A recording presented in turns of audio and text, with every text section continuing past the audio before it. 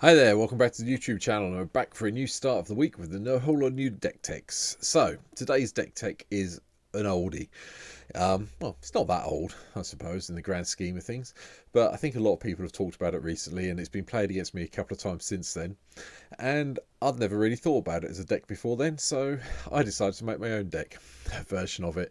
So, today's deck is Runo Stromkirk, 1 blue and a black for a 1/4 flying vampire creature. I think it's cleric off the top of my head. When Runo enters the battlefield, put up to 1 target creature card from your graveyard on top of your library. Okay, bit of get your stuff back. But at the beginning of your upkeep, look at the top card of your library. You may reveal that card. If it's a creature card with mana value 6 or more, transform. And it transforms into Crothus, Lord of the Deep. Flying for a 3/5.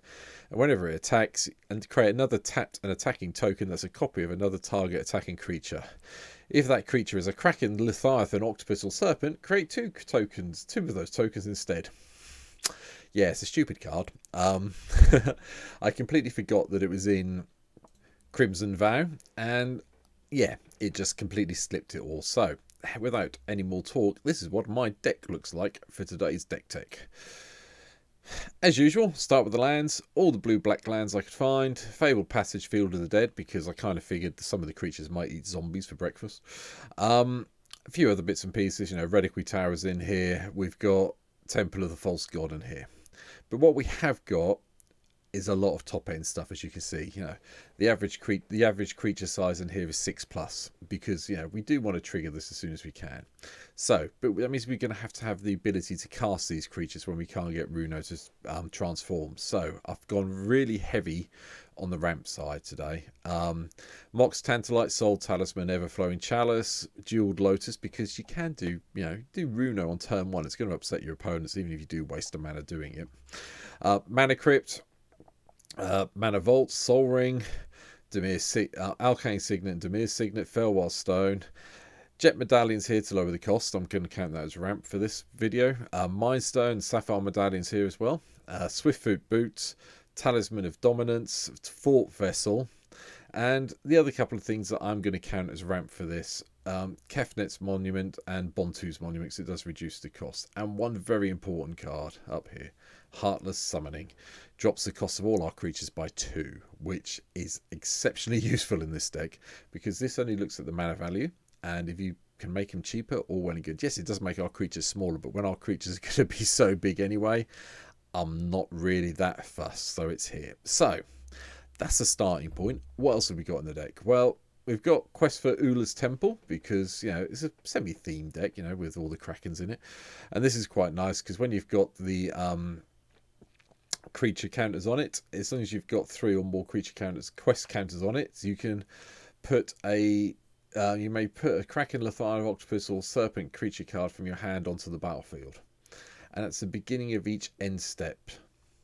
So you're going to get a free creature at the end of each end step with a bit of luck with this card. So Reanimate's also here. Yes, it's going to cost us some life to do it, but if we can reanimate one of our big boys we've had to discard for some reason, I'm not going to complain too much. That moves on nicely to the 2 drops. I've put Ominous Season. We're going to be drawing some cards. We're not going to draw that quickly with this deck, but also, getting the 8 counters and that extra Kraken could be useful. Search for Canter is a bit more key in this deck. We do want to be looking through the top 4. We do want to transform this as soon as we can. It's also a nice way of getting some of our bigger creatures into the graveyard to reanimate. So that's why it's here.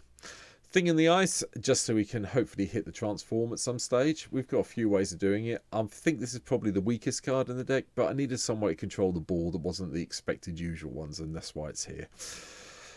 Persist is also here. Return target non-legendary creature card from your graveyard to battlefield with a -1/-1 counter on it. Yeah, I'll quite happily do that. That's fine.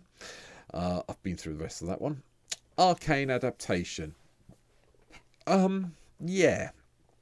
I went with this because we can just name one of the creature types that we've got in the deck and just do it that way, so we make sure we've always got them going in. The possible ones are probably going to be Kraken, I would imagine, at this rate. It's not going to be Horror or Leviathan. We've got a few, but not that many. It's probably going to be Kraken on this. Frantic Search, just so we can discard the cards. Draw 2, discard 2, untap up to 3 lands. Could be useful. Plus it gives us another way of getting some of the creatures in the graveyard if we need them there. Propaganda to protect us. Windfall to draw more, even though we have to discard everything. But, you know, someone might have 8 cards in their hand. Nice little bonus off that. Nadar Kraken, just so we can make some little blue tentacle creature tokens. We'll pay the 1 when we draw a card. It's fine by me.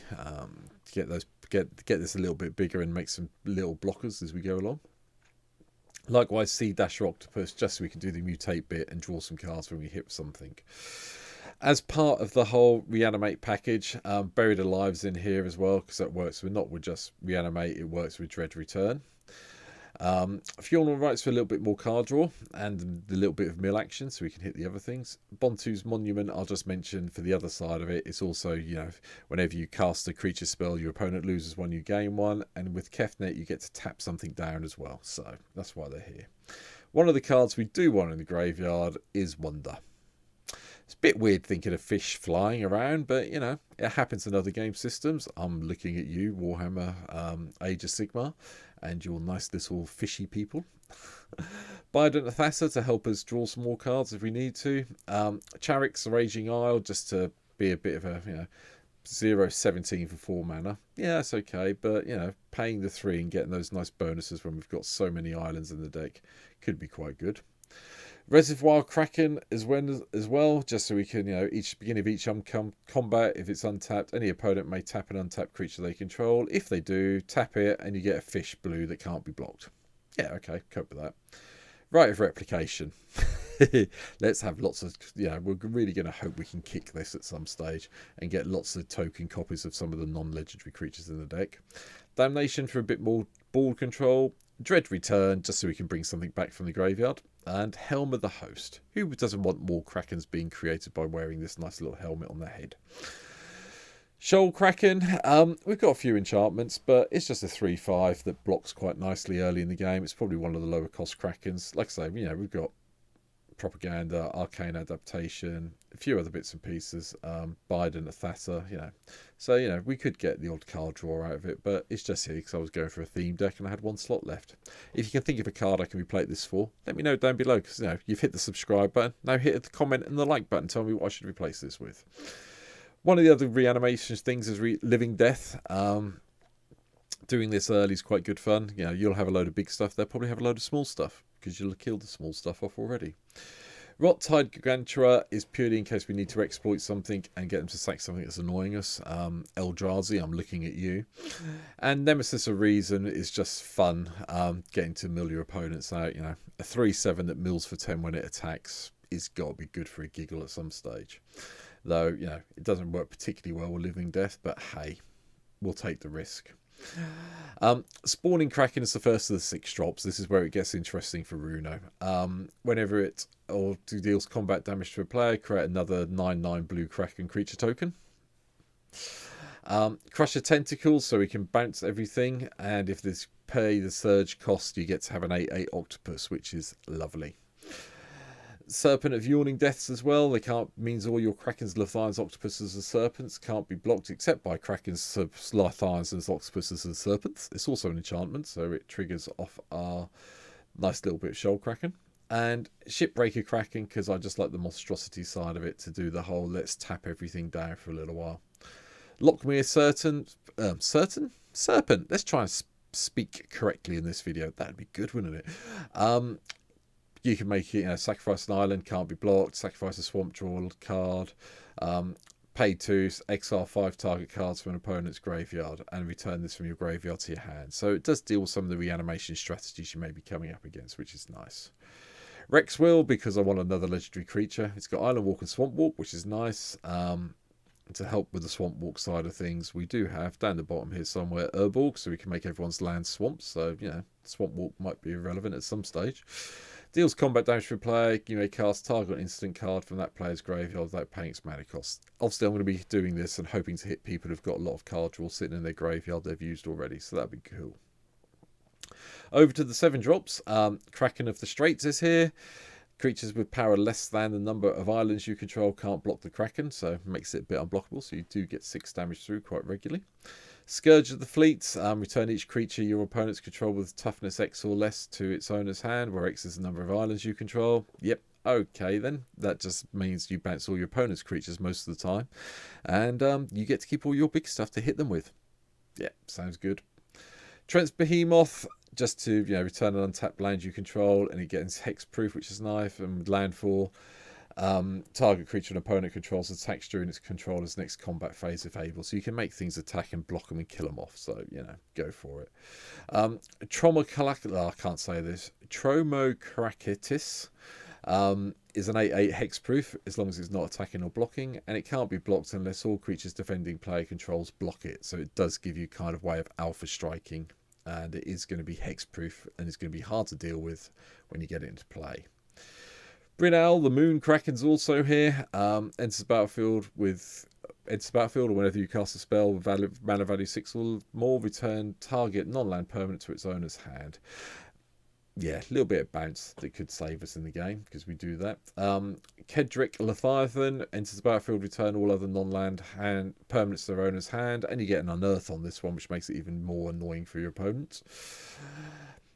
Selene, Voda of the Deep Rising. Again, we're going to try and do this with Kicker, just so we can bounce everything that isn't a Merfolk, Kraken, Leviathan, Octopus, or Serpent. And, just so we're clear, this is a Kraken when it transforms. So we're hopefully transformed it before we do that.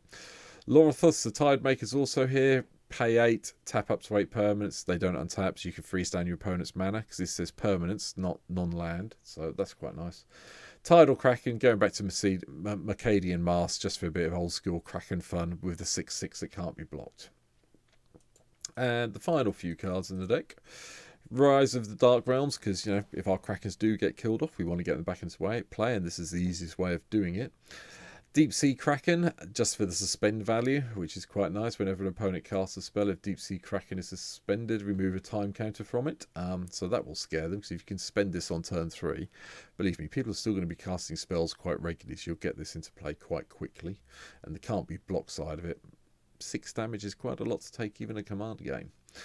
Icebreaker Kraken is the last one. Now, I probably should replace a lot of my lands with snow lands, but I haven't bothered because I'm aiming just to reanimate this. But if it costs me 12 mana to cast it, oh well, it cost me 12 mana to cast it. But I think having the snow lands in here is probably a change I do need to make. So I know you've just watched this video, but there may be snow lands when you look at the deck list down below, so bear that in mind. Or I might just leave it how it is and try it out that way, but it probably should be snow lands before people shout at me in the comments. Actually, I will just change it now, and I'll be back in a second after I've done the change. There we go, I have changed them now, so there you go. There are snow islands and snow swamps now, so we went with that idea instead, just to make sure that we can work this out. So yeah, bear it in mind. I do change my decks occasionally. If things happen like that and I miss something out. Anyway, it's done. Anyway, that is my take on Runo. I'll be playing this on stream this week, so pop along to the stream. There's a link to it down below in the description. Come and give me a follow. We're sitting as I record this at 147. I also play quite regularly with a guy called Commander Down Under, if you watch his stream. He's an Australian guy who's sometimes playing early in the morning in Australia when I'm playing late at night in the UK. So, occasionally you'll see us streaming both the same game at the same time. So keep your eyes out. We may be doing a bit more promotion about that at some stage. But in the meantime, I hope you've enjoyed this deck tech for today. Like I say, hit the subscribe button, hit the like button. Let me know what you think. Let me know what Krakens and Serpents and Octopuses I've missed out, and maybe some Leviathans I've missed out you think should be in the deck. So let me know down below. I always read the feedback I get on the videos. So, take care. Thanks for watching this today, and hopefully I'll catch you on stream soon. See you later. Bye.